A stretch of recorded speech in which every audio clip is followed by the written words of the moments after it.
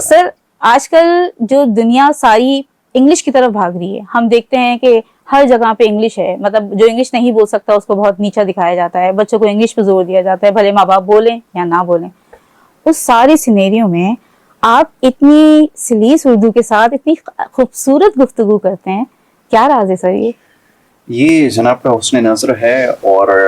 کیا کہا جائے کہ یہ بات آپ کی بالکل درست ہے کہ یہ جو زبان کا عنصر ہے، خاص طور پہ انگریزی زبان کا جو غلبہ ہم پر طاری ہے، یہ واقعتاً ایک ایسا مسئلہ ہے کہ ہمیں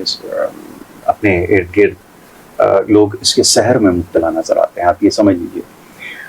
اور اردو زبان کی جیسے آپ نے ابھی بات کی کہ اردو زبان میں بات کرنا اور اس کا انتخاب کرنا یہ بڑا ضروری تھا۔ بحیثیت ایک صحافی کے یہ ہماری ذمہ داری ہے کہ ہم لفظوں کا چناؤ اور اس کا استعمال محتاط طریقے سے کریں،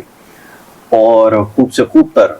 جو الفاظوں کا ذخیرہ ہے اس میں سے الفاظوں کو موتیوں کی طرح سمندر سے نکال کر لائیں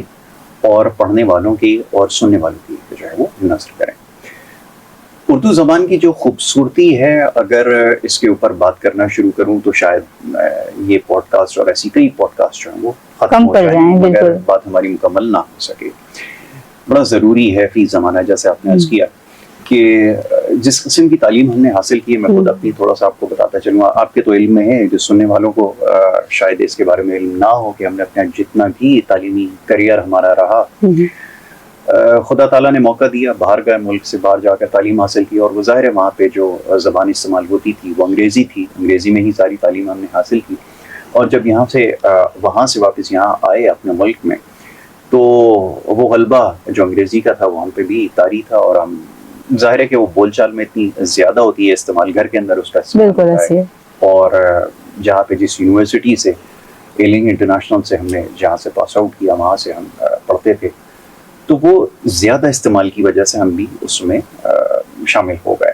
میرا جب یہاں پر آئے صحافت کا سلسلہ باقاعدہ شروع کیا تو اس کی جو خوبصورتی ہے اردو زبان کی وہ سمجھنے کا موقع ملا، اور جب اس میں کوئی اچھی آپ سمجھ لیں کہ زبان سے بات کرتا ہے یا زبان میں بات کرتا ہے تو ایسا محسوس ہوتا ہے کہ گویا پھول جھڑ رہے ہیں اس کے، بالکل ایسے ہے۔ تو یہ ہمارے جو اساتذہ تھے یہ ان کی ہم پر کرم نوازی رہی، اور جس قسم کی گفتگو آپس میں کیا کرتے تھے ہم ان کی صحبت میں ہمیشہ بیٹھا کرتے تھے، ان سے بہت کچھ سیکھنے کا موقع ملتا تھا، تو ہم نے کوشش کی اپنے اوپر اس کو لاگو کرنے کی، اور اس وقت سے لے کے آج تک وہ سلسلہ جاری ہے سیکھنے کا۔ اور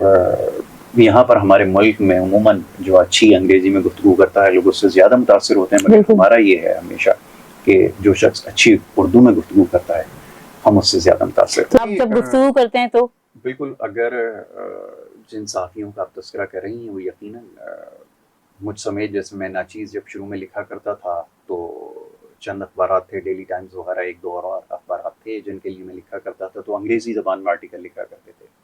تو ہو سکتا ہے اس کا اثر جو ہے وہ آ جائے اور اس کی وجہ سے شاید زبان کا استعمال کریں، مگر یہ بات درست ہے آپ کی کہ آج کل نہیں بلکہ کافی عرصے سے دیکھا جا رہا ہے،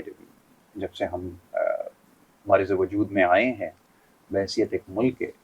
تب سے سلسلہ جاری ہے کہ سامنے والے کو متاثر کرنے کے لیے، مرعوب کرنے کے لیے انگریزی زبان کا سہارا لیا جاتا ہے، اور یہ بتایا جاتا ہے یا معلوم ایسا ہوتا ہے کہ شاید انگریزی زبان بولنے سے آپ زیادہ آپ کی اہلیت جو ہے وہ نظر آتی ہے، یا آپ یہ سمجھ لیجئے کہ آپ کی قابلیت کا معیار جو ہے وہ یہ بن چکا ہے اس وجہ سے۔